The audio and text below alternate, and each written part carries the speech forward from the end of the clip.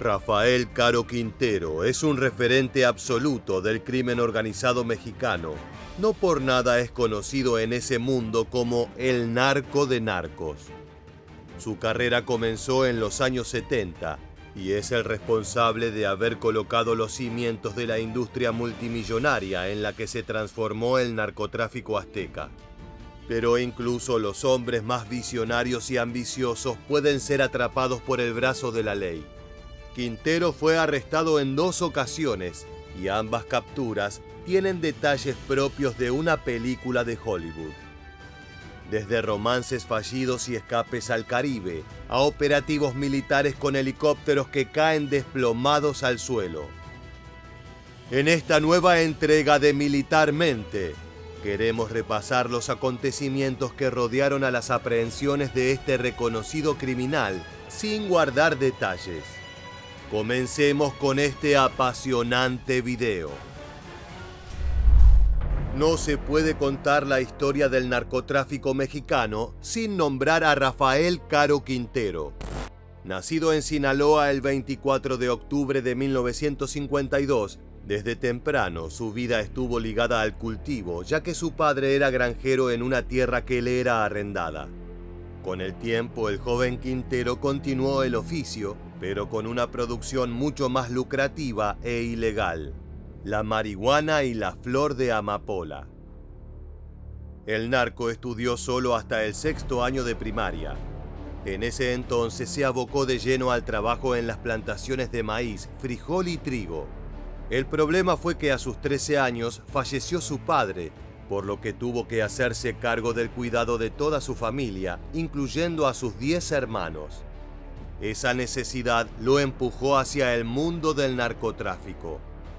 Primero como chofer de camiones que transportaban marihuana, luego como cultivador de materia prima y finalmente como matón armado al servicio de líderes como Miguel Ángel Félix Gallardo y Ernesto Fonseca Carrillo. Luego de varios años como operador bajo órdenes de otros capos, decidió formar su propia organización, el Cártel de Guadalajara, el cual cobró vida a principios de los años 80. Rápidamente se convirtió en el líder del frente criminal más poderoso de México, lo que le valió a Caro Quintero un apodo que lleva hasta el día de hoy: el narco de narcos. Pero la bonanza tiene límites. La organización fue responsable del asesinato de un agente de la DEA que operaba en México, Enrique Kiki Camarena. El hombre fue torturado, golpeado y revivido por un doctor para perpetuar el tormento del oficial. Tanta brutalidad desató una persecución policial internacional que tuvo como objetivo ponerle fin al imperio de Guadalajara. Uno a uno los líderes fueron apresados, incluyendo el narco de narcos. Pero lo interesante es que el factor crucial en la primera captura de Quintero fue el romance con una mujer.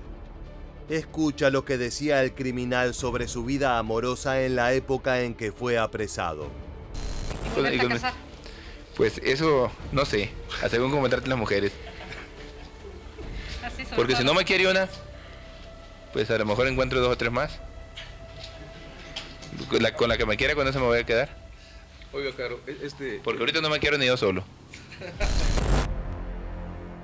Al capo se le conocieron varios intereses románticos a lo largo de su juventud y durante los primeros años en el narcotráfico.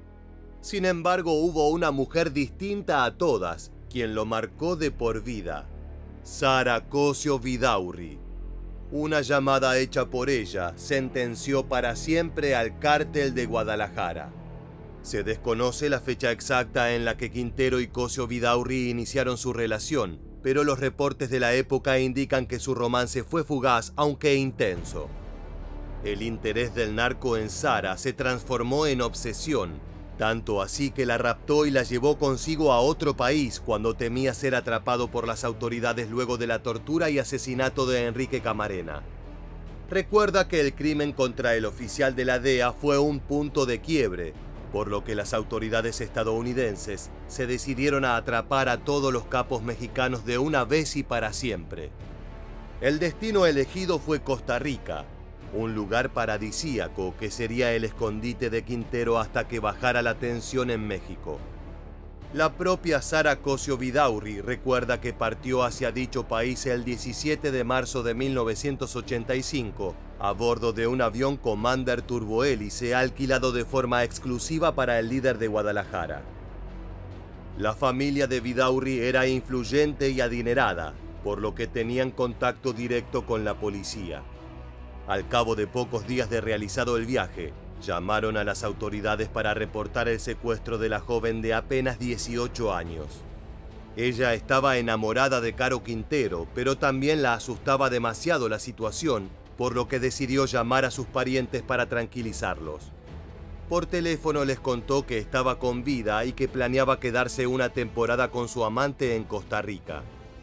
Desgraciadamente para sus planes, al otro lado de la línea no solo estaban los Vidaurri, sino también el gobierno de los Estados Unidos.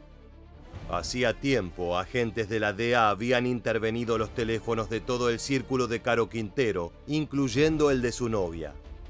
Debido a ese llamado, la justicia norteamericana pudo rastrear al narcotraficante con relativa facilidad.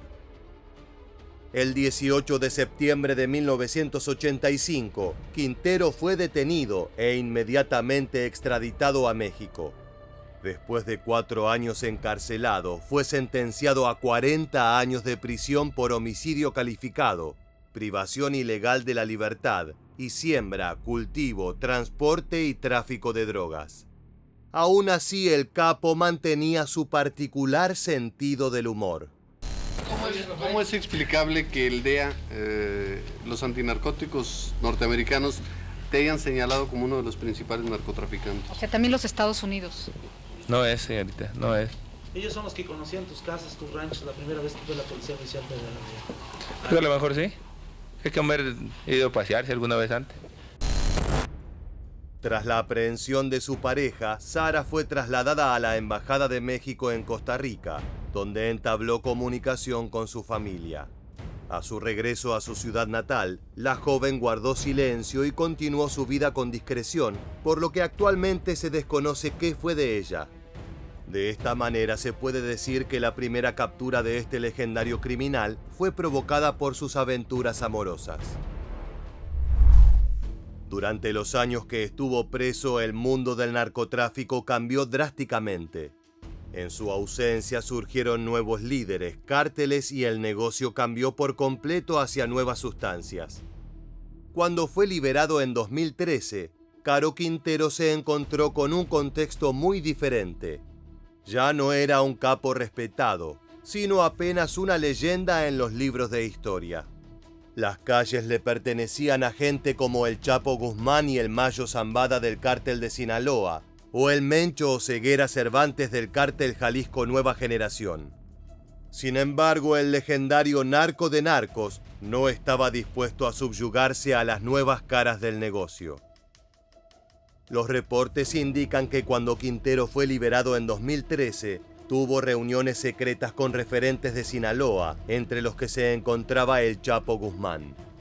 Se le informó al ex capo de Guadalajara que si bien era respetada su labor, ya no tenía ningún tipo de autoridad en la región. Se le ofreció protección y una zona exclusiva donde podría pasar sus años de retiro sin problemas. Sin embargo, la propuesta fue cordialmente rechazada. No se conoce con exactitud la fecha, pero en algún momento posterior a su regreso a las calles, Rafael Caro Quintero fundó un nuevo frente criminal conocido como el Cártel de Caborca. Según los reportes policiales, esa organización tomó por asalto las operaciones de trasiego de drogas en el municipio fronterizo que le daba nombre, un enclave de gran valor estratégico para cualquier grupo criminal. Plantar bandera a la fuerza es una vía rápida para dar inicio a una guerra, y así fue. Los sicarios de Caborca emprendieron violentos enfrentamientos contra células del cártel de Sinaloa y otras pandillas regionales que estaban al servicio del Chapo Guzmán, como también contra el mismísimo ejército.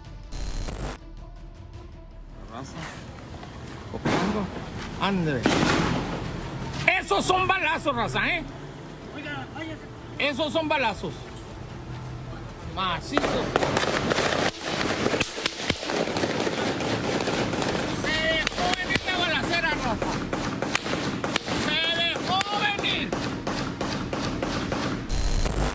Las actividades de Caro Quintero de inmediato llamaron la atención de las autoridades. Era evidente que el legendario criminal no había aprendido nada en las largas décadas que pasó tras las rejas. De inmediato se concretó una nueva orden de captura, pero esta vez sería extraditado inmediatamente a los Estados Unidos, donde debería responder por crímenes presentes y pasados. Ante la amenaza de una nueva y potencialmente final estancia en prisión, Quintero pasó a la clandestinidad, ocultándose en las regiones más alejadas de Sinaloa. Utilizando su influencia, pudo borrar los rastros de su huida. Además, logró congeniar con pobladores que constantemente le informaban sobre las actividades policiales en la región. De esa manera lograba estar un paso por delante de sus captores. El narco de narcos estuvo 9 años prófugo de la justicia, y si bien su nueva organización no tuvo el éxito esperado, aún así pudo conquistar algunas plazas y ganar una suma considerable de dinero. La historia parece estar condenada a repetirse, por lo que luego de 4 décadas, la DEA se vio en la necesidad de incursionar nuevamente en la búsqueda de Caro Quintero. Como te adelantamos, el mundo criminal había cambiado muchísimo. Ya no eran los mismos rostros ni las mismas metodologías, lo que requirió esfuerzos exhaustivos de parte de la justicia para poder compilar cualquier dato, por más pequeño que fuese. El equipo detrás de la investigación fue titulado The RCQ Task Force, lo que probablemente podamos traducir como Fuerza de Tareas Rafael Caro Quintero. Esta unidad operó durante años y se mantuvo activa hasta julio de 2022, cuando por fin logró completar su misión. De acuerdo con testimonios de funcionarios y agentes estadounidenses, la primera operación de The RCQ Task Force se realizó en 2015. En aquella oportunidad se pusieron en servicio aproximadamente una docena de helicópteros de uso militar Black Hawk que sobrevolaron zonas sospechosas. Pero Quintero contaba con la ventaja logística. Sus informantes cubrían un territorio de varios kilómetros y habían logrado advertirle sobre la presencia de las aeronaves que buscaban darle captura. Desde su escondite en los montes sinaloenses, Quintero se las arregló para brindar algunas entrevistas increíbles, en las cuales detallaba su carrera, pero en las que también aseguraba ser inocente, víctima de la propaganda de la DEA. ¿Qué gana el gobierno de México o de Estados Unidos? ¿Cuál puede ser la intención de volverlo a involucrar en una actividad que según usted ya no está practicando? ¿Qué puede estar ganando? Estoy seguro que no estoy practicando y no lo voy a practicar. Yo fui narcotraficante hace 31 años y desde el momento que le estoy diciendo que se me cayó lo de los sembradíos de búfalo, ahí terminé la actividad esa y nunca la he ejercido y no la voy a hacer. Desgraciadamente para los agentes norteamericanos, el primer operativo resultó un fracaso absoluto. Ninguno de los helicópteros pudo divisar algo sospechoso. El narco de narcos era un fantasma escurridizo que lograba mimetizarse con la geografía de Sinaloa. Fue entonces cuando la recompensa por su captura pasó de 5 a 20 millones, la segunda más alta, solo superada por la ofrecida por Osama Bin Laden. Pese a la jugosa cifra y a que la DEA contaba con la cooperación irrestricta de las agencias mexicanas, no era posible encontrar al criminal. Según los reportes, se concretaron 11 operativos previos a la aprehensión. La mayoría de las misiones no se hicieron públicas por ninguno de los dos gobiernos. Por un lado, suponían que informar a los civiles sobre las victorias de Caro Quintero solo servirían para envalentonar al criminal y hacer crecer sus filas de sicarios. Ten en cuenta que la propaganda es algo muy apreciado entre los narcos. Por otra parte, la DEA sospechaba que sus intentos habían sido infructuosos debido a filtraciones y traiciones de parte de operadores mexicanos. Se creía que había elementos corruptos, Y si bien esto jamás fue comprobado, es ciertamente llamativa la forma en que Quintero lograba anticipar todos y cada uno de los operativos. Fue así como durante casi una década la DEA destinó gran parte de sus esfuerzos y recursos en la aprehensión de Caro Quintero. En ese tiempo lograron rastrear su paradero hasta las selvas del noroeste de México y las sierras de Sinaloa. Reclutaron a varios de sus familiares como informantes e identificaron los caminos que tomaba para visitar a sus novias, pero nada daba resultado. Necesitaban de una pieza más, un llamado como el de Sara, aquel que derrumbó el castillo de naipes de Guadalajara en los 80. Cuando todos los esfuerzos parecían en vano, algo cambió en julio de 2022. De acuerdo con los informes norteamericanos, la caída de Caro Quintero se debió en gran parte a que la DEA comenzó una nueva investigación 8 meses antes de su captura. Un exfuncionario de Washington reveló que durante ese tiempo, Estados Unidos proporcionó inteligencia al gobierno mexicano, en particular a la Secretaría de Marina, principal fuerza de choque en operativos antinarco. Pese a toda la colaboración ofrecida, la DEA no intervino de manera física en el operativo, únicamente siguieron el desarrollo de los hechos y los movimientos de los oficiales mexicanos. Finalmente, la tarde del 15 de julio de 2022, Caro Quintero fue detenido por la Marina y la Fiscalía General de la República en el municipio de Choix, Sinaloa. A continuación veremos imágenes registradas en aquel preciso momento cuando el narco de narcos estaba en poder de la ley. Su rostro fue blureado por las autoridades.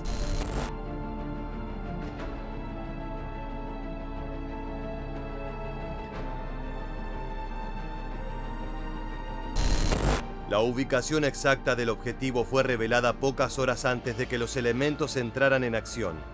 Se estima que un informante anónimo dio la pista que resolvió el caso. Cientos de uniformados mexicanos se apersonaron en el lugar, empleando helicópteros y carros todoterreno que les permitieron penetrar en la profundidad de la vegetación sinaloense.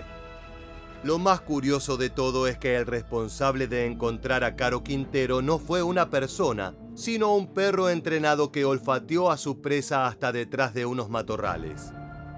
El hombre intentaba mimetizarse para burlar nuevamente a la justicia, pero no contaba con la poderosa nariz del can. Cuando fue encontrado, el narcotraficante no opuso ninguna resistencia. En ese momento estaba solo y al ver el tipo de fuerza al que se enfrentaba, eligió rendirse. Según los funcionarios de Marina, no se disparó un solo tiro y fue uno de los aseguramientos más limpios de los que se tenga registro. Pocas horas después de la caída del narco, el fiscal general Merrick B. Garland celebró los hechos e informó por primera vez que Estados Unidos había tenido participación en la detención. El problema es que esto no coincidía con lo anunciado por el presidente Andrés Manuel López Obrador, quien solo felicitó a los elementos locales que capturaron al criminal. Además, aclaró que la DEA no había tenido ninguna relación con el arresto de Quintero. No tuvieron injerencia directa. Se pide información en algunos casos, en este no. Desde antes, la Secretaría de Marina llevó a cabo toda la investigación y toda la aprehensión. Pese a las opiniones cruzadas, faltaba un detalle más a esta increíble historia. Luego de capturar a Caro Quintero, un Black Hawk de la Marina Mexicana regresaba a su base. De repente, la bestia metálica empezó a mostrar fallas. Los ocupantes intentaron recuperar el control de la máquina, pero no fue posible. Las 8 toneladas del UH-60 se desplomaron antes de llegar al puerto de Los Mochis, Sinaloa. Fue una auténtica tragedia que se cobró la vida de 14 militares, de la forma más violenta que puedas imaginarte. Fuego, metal derretido y explosiones de combustible de aeronave. Inicialmente los medios amarillistas plantearon que fue una represalia por la captura del capo, que supuestamente allí se encontraba el legendario líder que prefería morir a pasar una temporada más en prisión. Pero todas esas versiones fueron desmentidas. La causa del accidente fue una falla mecánica empeorada por la alta nubosidad que se presentaba en aquella jornada en la zona selvática donde se concretó el arresto. La Marina nos aclaró que el helicóptero no fue derribado, aunque también reconocieron que es muy poco común que un helicóptero de ese tipo, un Black Hawk, caiga de esa manera, caiga por una descompostura, por una falla. No se sabe, esta noche no se sabe o no se ha informado qué fue lo que ocurrió, por qué cayó ese helicóptero. El criminal no se encontraba en el Black Hawk. En ese momento estaba siendo trasladado a una cárcel donde aguardó a ser entregado a la justicia. Así terminaba la carrera de uno de los forajidos más legendarios de México. Hasta el día de hoy, Caro Quintero se encuentra tras las rejas y seguro no está nada contento con las noticias que llegan desde el exterior. En 2022 se identificó a un grupo armado del cártel de Caborca, conocido como La Plaza. Lo extraño es que en 2023 esta facción colgó una narcomanta en la región de Baja California para que fuera leída por la población civil. En la misiva denunciaban la venta de fentanilo y anunciaban una tregua con el cártel de Sinaloa y todas sus pandillas asociadas. Las palabras textuales eran: hace 5 años nos unimos al CDS Facción Chapitos para una tregua. Si bien esto contradice los numerosos enfrentamientos que Caborca tuvo con Sinaloa, en el mundo del narcotráfico las dinámicas son así: caóticas, cambiantes e inesperadas. Lo que es seguro es que Caro Quintero verá estos hechos desarrollarse desde la incomodidad de su celda. La historia de este capo está repleta de hazañas, locuras y gastos excesivos de dinero. En los 80, durante su primera captura, llegó a afirmar que si lo liberaban estaba dispuesto a pagar la deuda externa de México. Ese tipo de declaraciones y su personalidad tan particular convirtieron al capo de narcos en todo un ícono del crimen organizado. Sus 2 aprehensiones también nos permiten analizar otra cualidad sobre estos hombres: no saben cuándo parar. Luego de casi 30 años tras las rejas, Quintero eligió volver a luchar por las calles de Sinaloa, aun cuando se le ofreció un plan de retiro bastante lujoso. Es que en la sangre de estos líderes no existe otra cosa que la ganancia mediante el comercio ilegal. No es solo el dinero que producen, sino el saberse forajidos fuera del alcance de la ley. Afortunadamente, la justicia termina alcanzando hasta los más escurridizos. De esta manera llegamos al final del video. Si te gustan este tipo de historias enfocadas en el mundo criminal de México, te invitamos a suscribirte y activar las notificaciones. Así estarás al tanto de todas nuestras novedades. Sin más, nos despedimos hasta la próxima entrega de Militarmente. Gracias por acompañarnos.